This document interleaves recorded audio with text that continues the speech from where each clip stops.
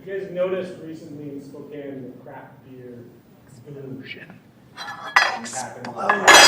Finally. Right. Finally it got here. It's made me very happy. Ben, what kind of beer do you like to drink? I like lighter beers. Yeah. A wise man once said, Hoppy? I like hoppy. You do? Only A wise man once said, I don't really like imperials, which are higher octane, more alcohol. I said, well, why not? He said, my elbow only moves at one speed. That wise man was there. That's right. I thought that's pretty good, because you can get pretty trashed on an imperial. That is true. That is. I've heard. Yeah, what about you? What kind of beer do you enjoy? I like all beer. I am a equal opportunity beer drinker. And I will drink anything and everything. And I dare say nearly all. I've been drinking for a very long time. This is fascinating. Little dialogue we're having here. Even barley wine. Huh? Even Even barley I wine. don't like barley. Yeah, I hear you. It's maybe not the best. Too strong for me. So we're kind of gonna go through the simple steps of making beer, but then really focus on those who are here and what you want to learn about. So if you want to just get started, or if you've already been brewing, we can help focus on some of the things that you do for. But in its simplistic form, brewing is the process of creating sweet water from grain, which is converted into alcohol with yeast. So brewer's yeast is your best friend when it comes to beer, just as you know with kombucha. Yeast is everything. Or if you make a bread, you can make bread without your yeast. And So sweet true. water's great. It's like Kool-Aid. Sweet water's good stuff. That it does. It is. It's okay. You've made Kool-Aid? Well, because I know brewers. I get it. And sometimes it is more culturally appropriate to say, sure, fine, give me some, than say, no, I don't. I've been able to have some sweet water before they had the yeast. Yeah, And that's delicious. Yeah, it's great. Yeah. Here's a brewing tip.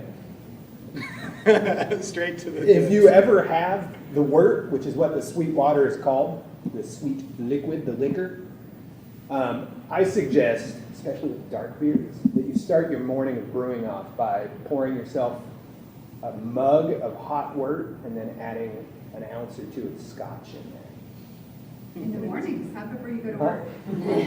No, while you're. The brew day, Kathy, let's be clear. The hot scotchy is a lovely cocktail. Shall I advance that?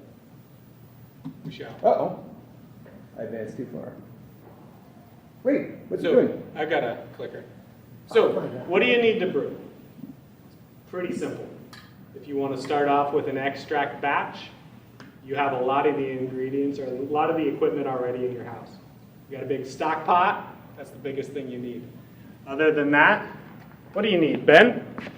You're going to need a fermentation vessel.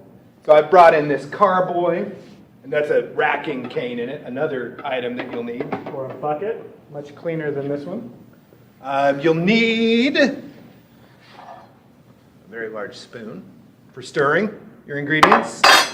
You will need, I think, though this is optional, a device to measure the viscosity of your wort, that sweet liquid, as well as the beer once it's finished. This is a hydrometer. Are you measuring the viscosity or the density?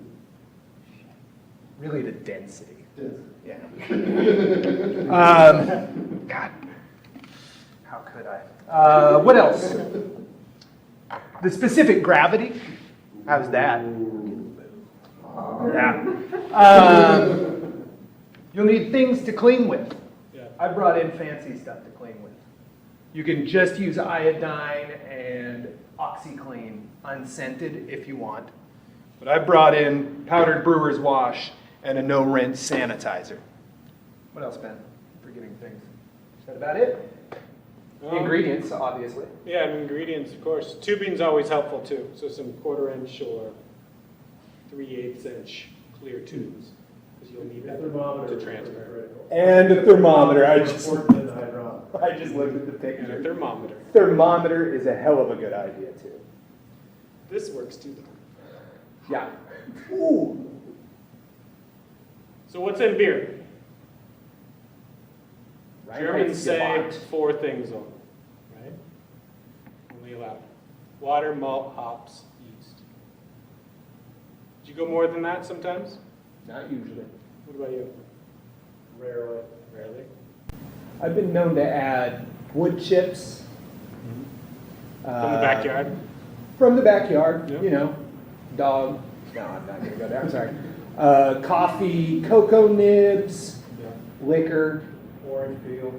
orange peel, chamomile. You can do all sorts of things. That a chocolate, strawberries. Not at the same time, but But that would be delicious. mint. That would be interesting. I had peanut butter and jelly beer. It was disgusting. But nonetheless, it's out there. Yeah. So if you want to make good beer, stick to these ingredients. Yeah. Explore later. Is this the point at which we want to? Yeah. We want to do this? Yeah. So what I've done here is I have taken some different grains. Now you may or may not be using this on your first brew, Heather. Probably should. And they are in order of lightest to darkest. We have 2-row, which is your base malt. You can actually create a beer 100% out of this. Very light, very fermentable. Then in the middle, I've got 2 different crystal malts, which are your sweet malts that add a variety of flavors depending on how hot they're cooked to prior to you purchasing them. Eat them, they're delicious. These are really good to eat. These build body and character. Then we have, you may not be able to smell them too much. On the end, roasted malts. This is, oh yeah, absolutely. This is pale chocolate roasted malt. And then black patent. These are what you'll see in your darker beers. This I'll even put in pale ale often. But this is what is typically found in stouts. So those are your grains. Now these are your hops.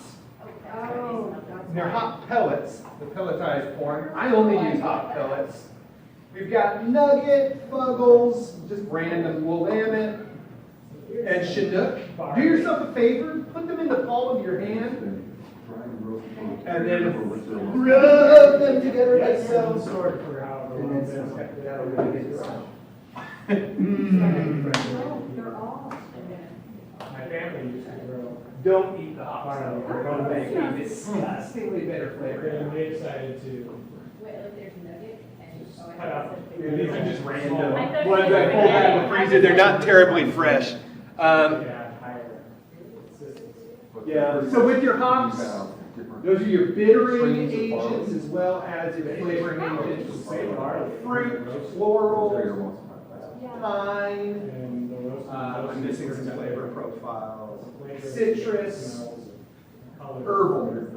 Those are, I think, your basic divisions. So something like.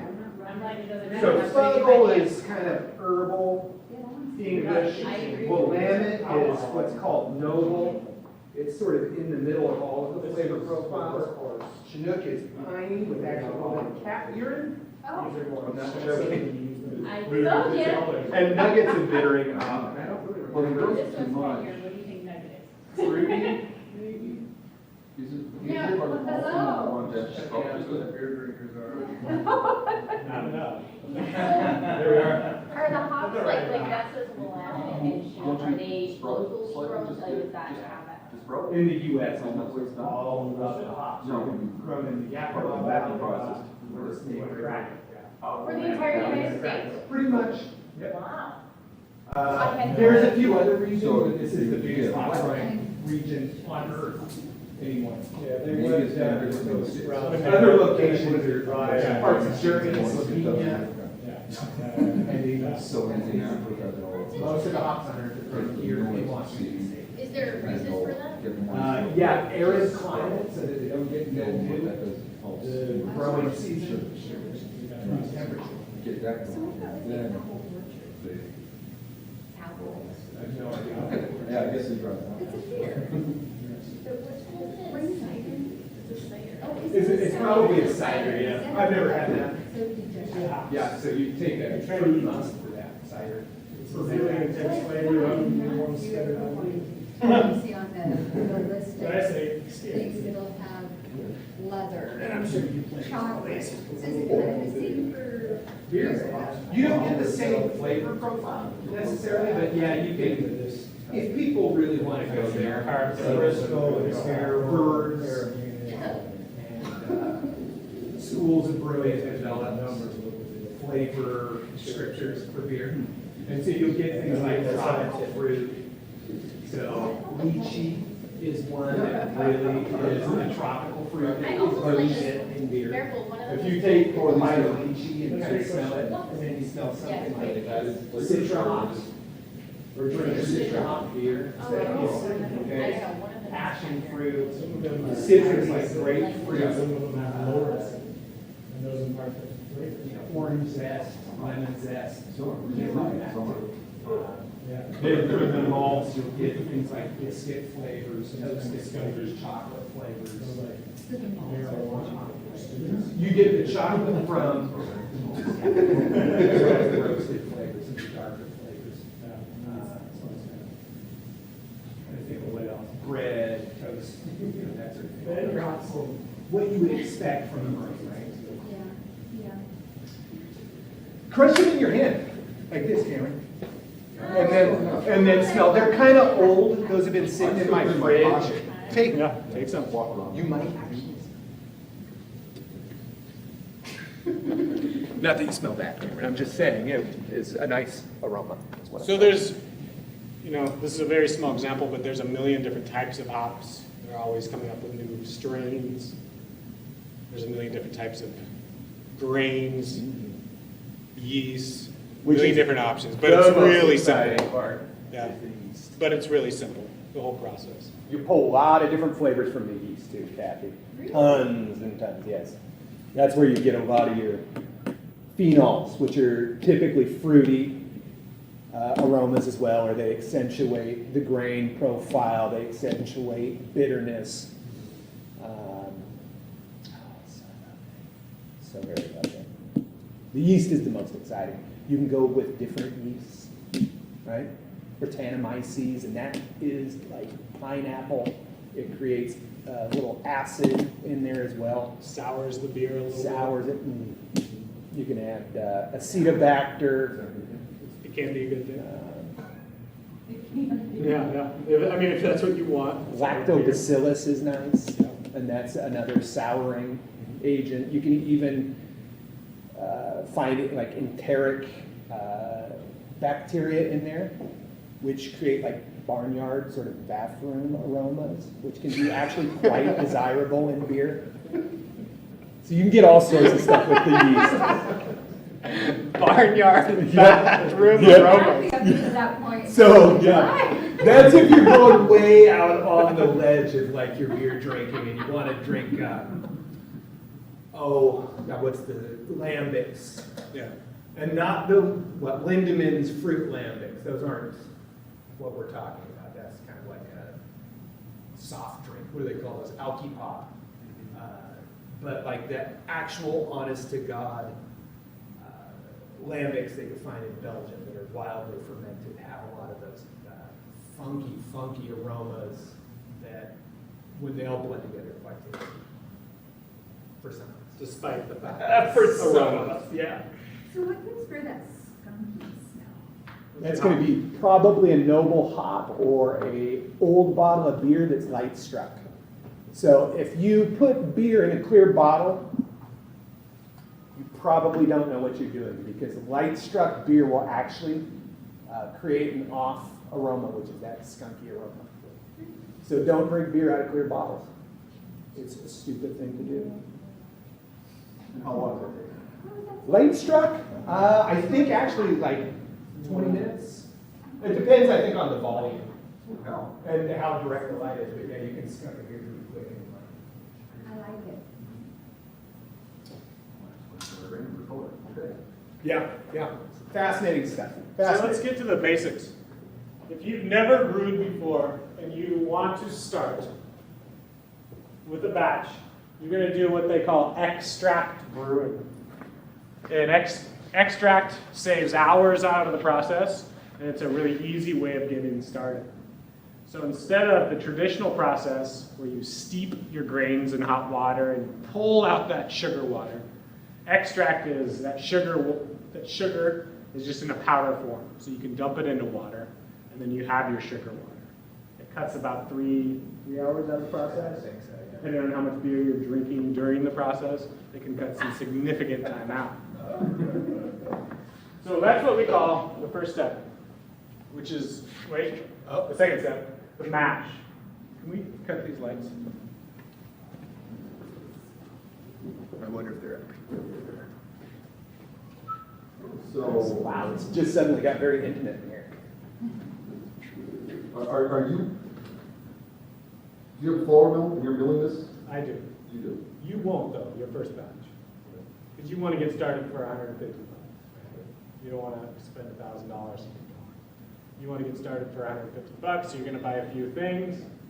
You're not going to mill it, right? You can order it fresh. You can order it, Yeah. which is still what I do. That's what I do. After, over a decade of brewing, I still don't have a mill. I think they're a pain in the ass. And I'd rather just go to the shop and mill it or have a friend mill it. Nothing like waking up and doing this for 20 minutes. Yeah. And do not breathe the dust. Oh my God, that's the worst. This has got really good flour mill for bread, so here. Yeah, exactly. What I don't know if you noticed Ben's physique, but that's all from milling and beer drinking, both. But you'll likely skip this step for your first step. You'll just want to get an extract, which is just powdered form. You pour it in the pot, mix it with water, and there's your sweet water. So it's a quick way of getting started with this process. Or if you want, you can also go with liquid malt extract, which is sold in cans. I think now they're selling it in bags as well, right? Like in heavy-duty plastic bags. Does that I sound didn't right? even know that was a thing. Liquid malt extract. LME They add the or water DME. for you because Yeah. that's a hard step. Yes. Oh, it's really thick though. Is it? Super thick. Have you used it? I don't like the smell of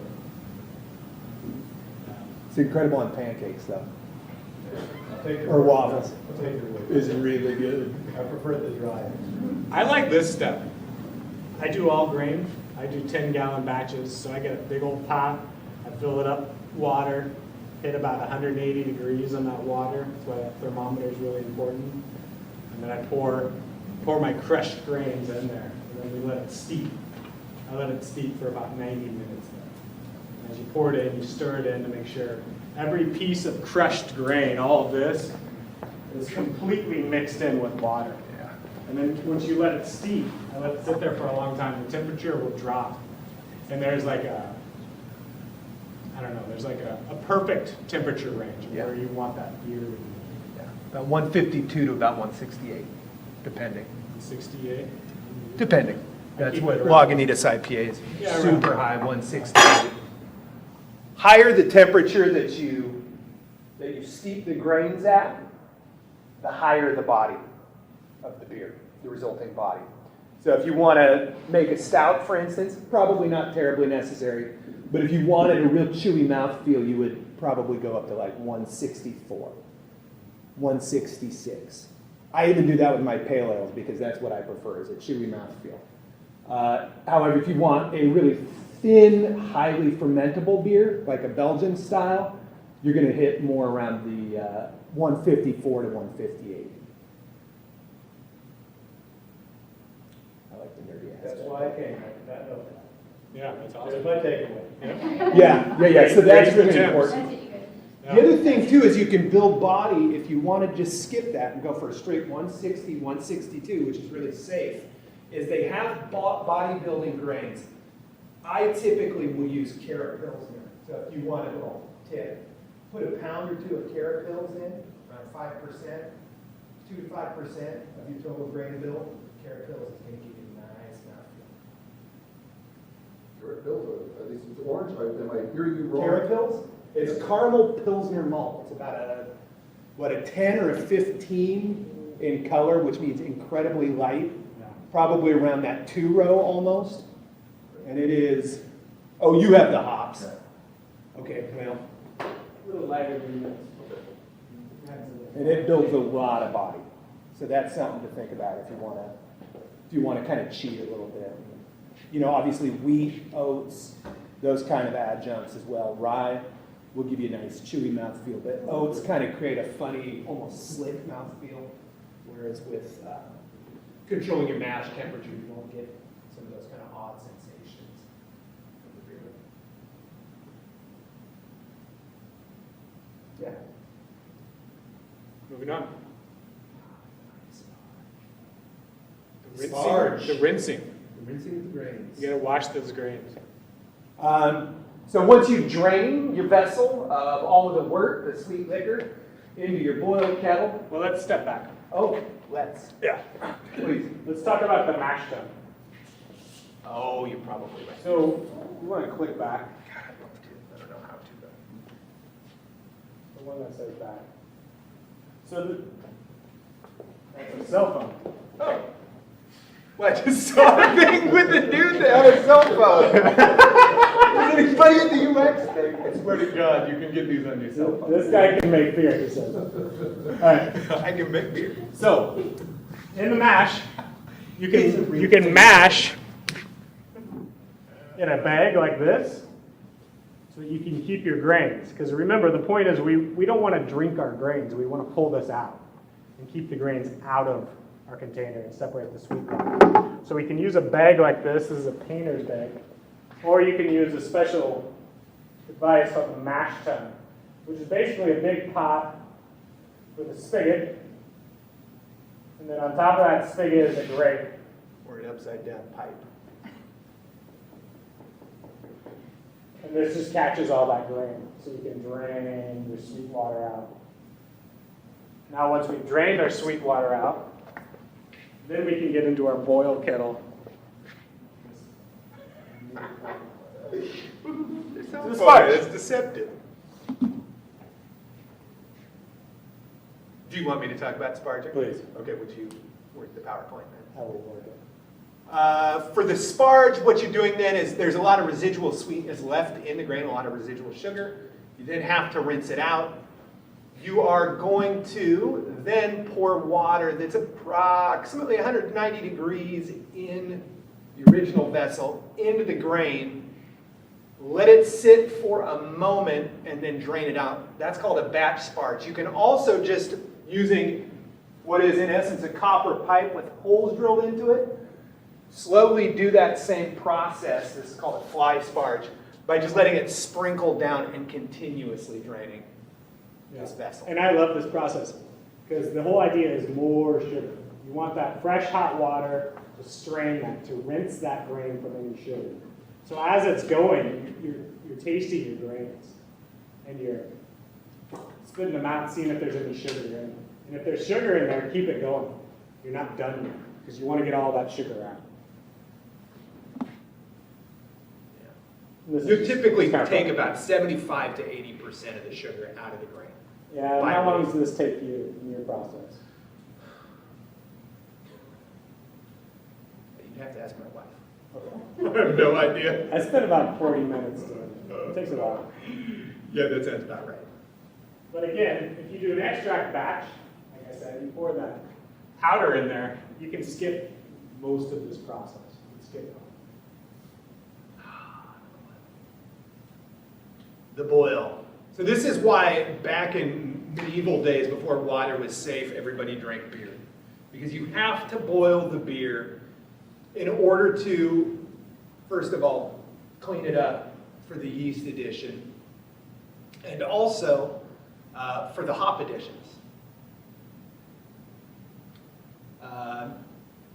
Typically, you want to boil it for about 60 minutes is the minimum. That not only cleans the beer and reduces the volume, but it will also rid you of more off flavors, particularly DME, which is, DMS,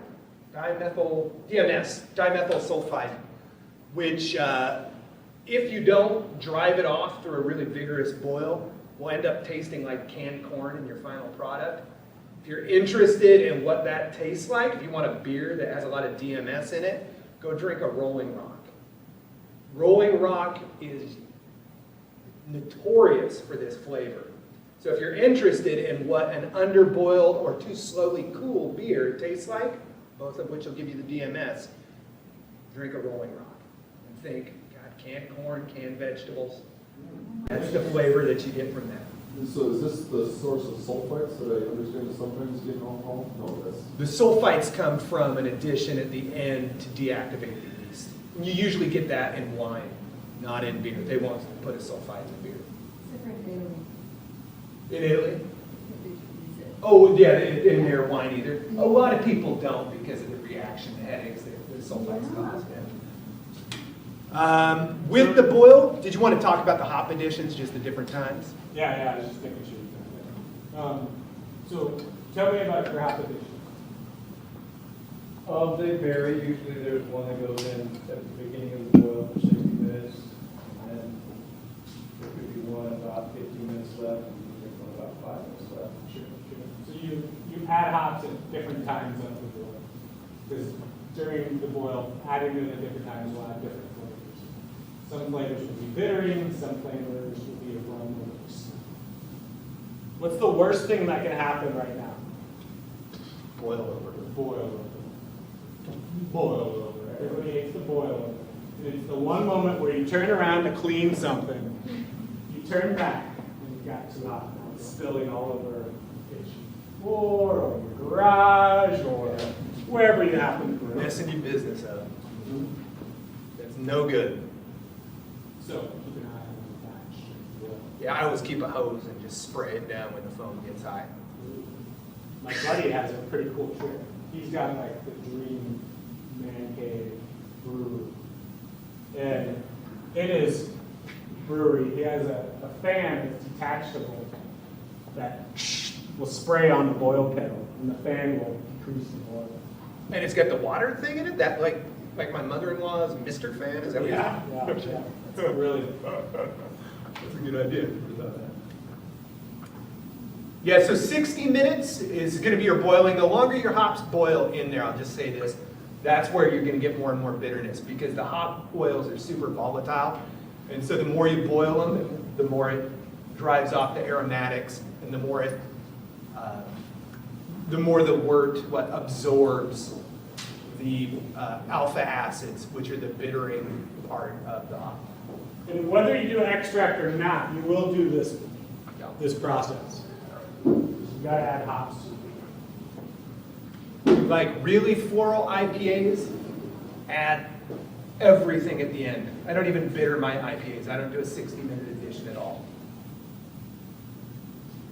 Secrets. That's a blue secret. Wait, say again? Hop tips? Hop tip, hop burst, it's called. I don't put anything in at 60. I start hopping my IPAs at about 15 minutes. And then I add in at what's called knockout once you turn the heat off. It's not boiling, so it will drive off the volatile aromatics of the hop. I'll add a pile of hops right at the end of my aromatic hops. And that's how you get, like, if you've ever drank Bodhisattva or Lush or, I mean, what are some other really popular? The Top Cutter IPA, Space Dust, any of those, right? If you've ever had those, you're like, my God, that's an incredible citrus, tropical smell. That's all late hopping, in addition to dry hopping, which we'll get into fermentation. So once you boil it, then you gotta cool it, because the next step after the hop boil is you gotta put it in your fermentation. You gotta put it in these guys. And you cannot put boiling water in there. That's a bad idea. You have enough problems on your own. Maybe it'll shatter, it'll explode. So you gotta cool it down. This could take a long time. I don't use this way.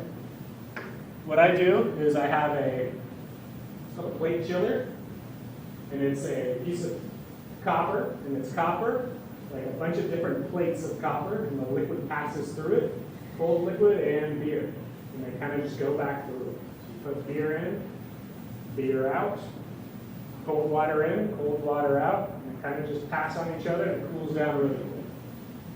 This is an older way of doing it. This is an easy way to get into it. And this is another way you'll get DMS if you're not careful. Chill your beer quick. Yep. And how cool do you want to get it? So pitching temperature, when you want to add your yeast, is probably about 65, 75, somewhere in there.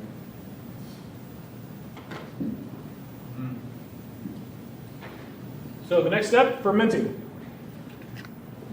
You've made your beer, you boiled it, you've thrown it in your carboy. Now you need that, you cooled it, now you gotta add yeast. So I like dry yeast. You add liquid yeast. I only add liquid yeast. This is the most What do you important like? part of brewing. Dry. You like dry? I've done them both, I prefer dry. Yeah. Do you make a starter with it, or do you just tap it in there? I just sprinkle it on the top, that's what I let it dehydrate with the beer, and just wait a few minutes, and then there it is. Yeah, that's what I do as well. Good process. I don't suggest that process. Why do you prefer the liquid? More active live yeast cells. Quicker ferment, higher yeast count, cleaner beer, better fermented, better flavored. This is the most important part about beer making, is the fermentation.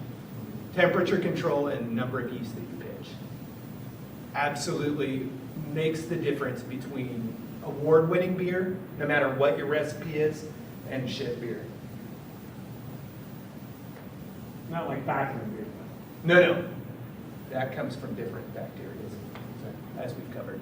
So how long does it take? You know, about 5 to 7 days for primary fermentation. I transfer the beer after initial fermentation. I transfer it into another vessel. So say I start here, I'm going to put it into another one that's clean, just to help clear out the beer. Because there will be a lot of dead yeast that fall at the bottom, and I don't like that in my beer, so I'll transfer it.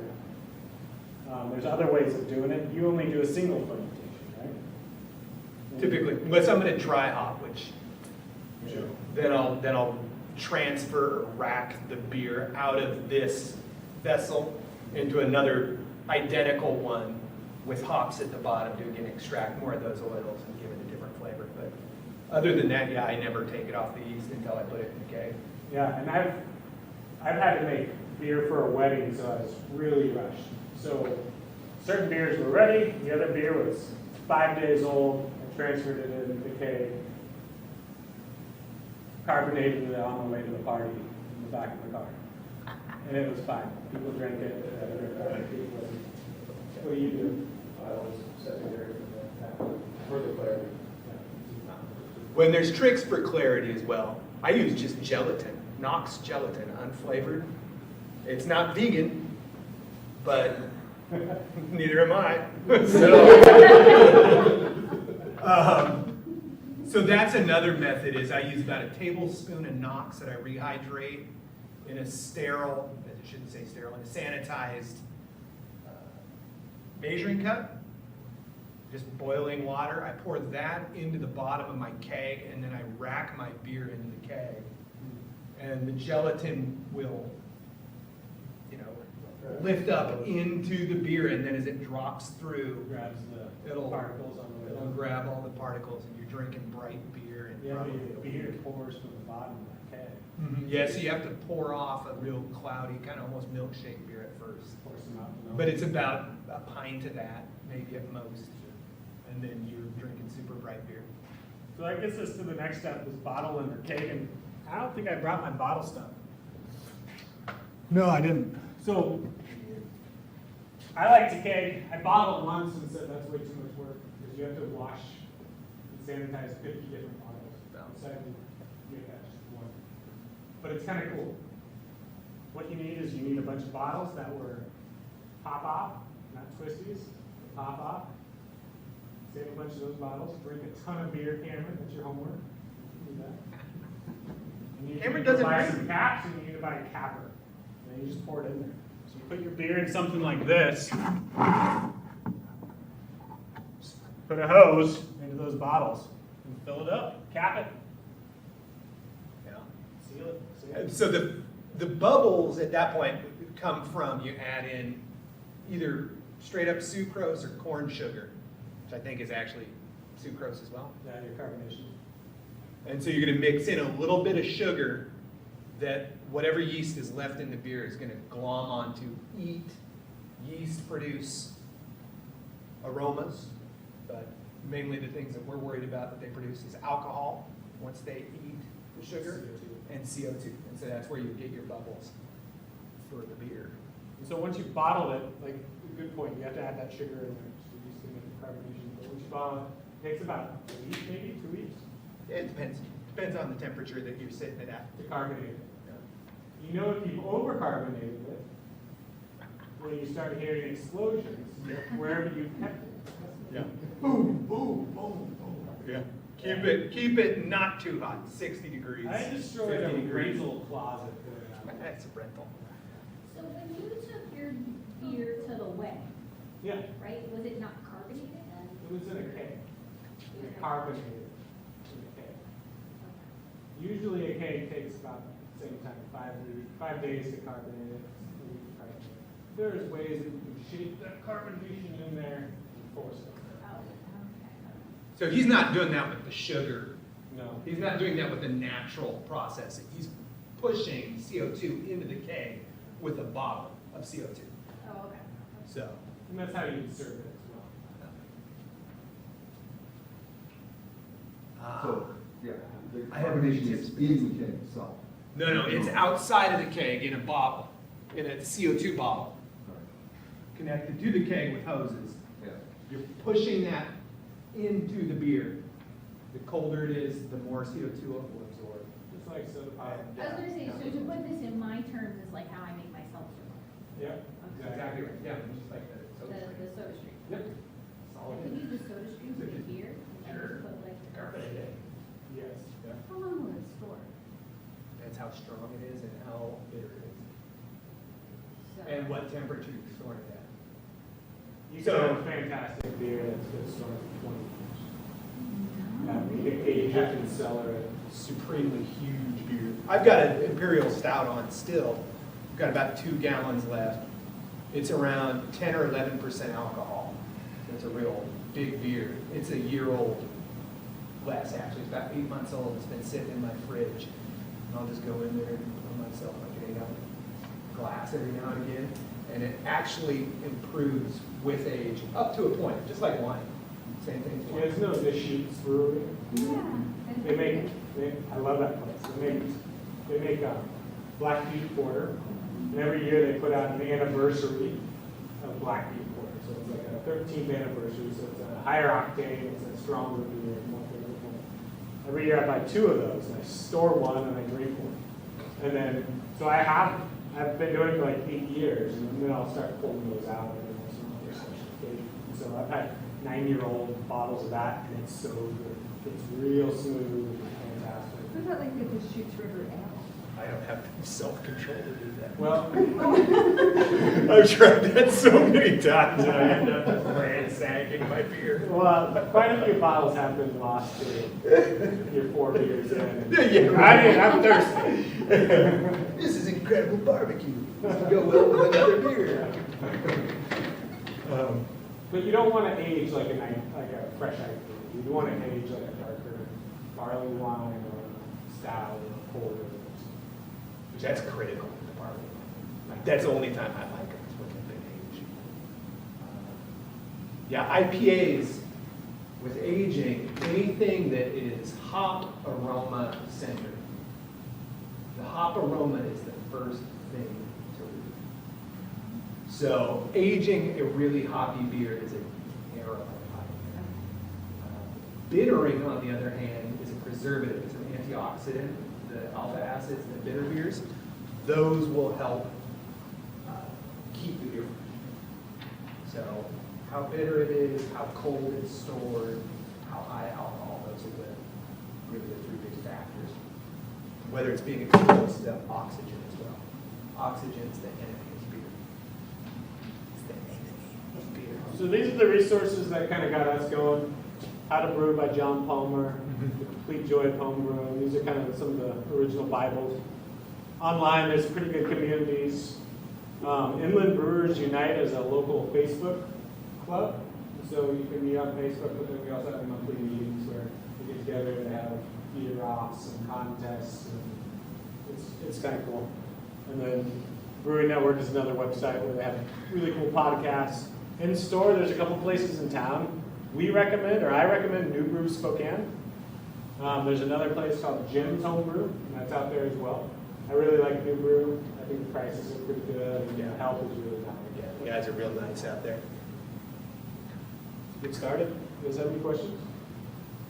How often do you guys brew? Like, once a month? Depends, yeah, on the season. Yeah. Depends on the day you're work. In Walla Walla, I used to brew in my driveway, right? And so in Walla Walla, I would brew all the time because it never got too cold to brew. So I'd sit under my carport and I'd brew in December sometimes, depending upon the weather. And then I'd rack the beer or transfer the beer down through my bathroom window into the basement and let it ferment, right? So I could do that all year round. For the last 2 years here, I remembered that Spokane is freezing cold in the winter, so yeah, since I moved back, I've only brewed. I try to brew every 2 weeks in the spring, fall, and summer, so that I constantly have beer to drink. But that hasn't happened. And what size of batches do you brew? 10 gallons. So I'll usually get about 12 gallons into the primary fermenter, 5 gallons into the keg each. And I've just kind of optimized my system to do 20 gallons in a day. So I do 2 10-gallon batches. It only added another hour and a half to my brew day, so I don't brew as often, just way too much food. And that's a critical thing. Like if you're going all grain's going to take up your whole day. And I had a buddy that, passed down this little bit of wisdom to me: is the more beer you make, if you're doing 10 gallons as opposed to 5, the amount of time it takes through 10 is no different from the amount it takes through 5. So brew more beer. Always. That's a good spot to leave it. Yeah. So you said you started off with 10 gallons, you 12 gallons, you wind up at 5? Yep. So what are you starting off 10, 12 gallons of, and where's the wine? So I start 15 into the boil kettle. I usually lose, around 3 gallons to the boil, to evaporation. Then I go into the fermenters. Usually you lose, I shouldn't say you lose 3 gallons actually in evaporation, but you lose some beer in the transfer from the boil kettle through the cooler. I use a plate chiller just like Ben. You'll leave some in the boil kettle. You just can't get it all. Not to mention all of the hops. As they hydrate, they're going to absorb liquid, so you lose some just to the hops. You go into the fermenters at 12, 6 gallons each in a fermenter, like that guy there. And then you'll lose some in the transfer again into the keg. So you're just losing it from inefficiency in transferring. You're going to lose some to the yeast. In essence, some of the beer is not necessarily absorbed by the yeast, but just mixed up in the slurry of the yeast. And you don't want to drink yeasty beer.